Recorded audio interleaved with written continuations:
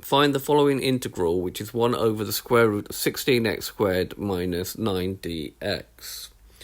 Okay, we can rearrange this, so rewriting it as 1 over 16x squared minus 9 divided by 16. Now, because I've introduced the 16 here in front, I now need to put a 4.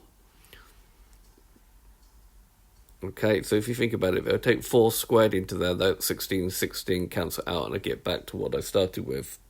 dx. So that's going to be equal to 1 over 4. So 16 divided by 16 will give me x squared, and here I just get minus 9 over 16. So x squared minus 9 over 16 dx. The 1/4, the 1 and the 4th have been taken out. Now I'm going to say this is 1/4 of 1 over x squared of the square root of 9, which is 3, and the square root of 16, which is 4. So I'm going to write it as 3/4 squared. And now it's like a standard integral. So the integral of 1 over x squared minus a squared is equal to arccosh of x over a plus c. So my a here is 3/4.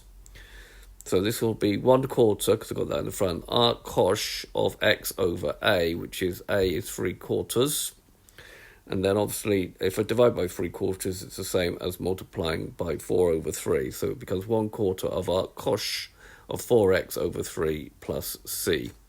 So this has been a video to show you how to do an integral using a standard integral leading to arccosh. I hope you understood, and I thank you very much for watching.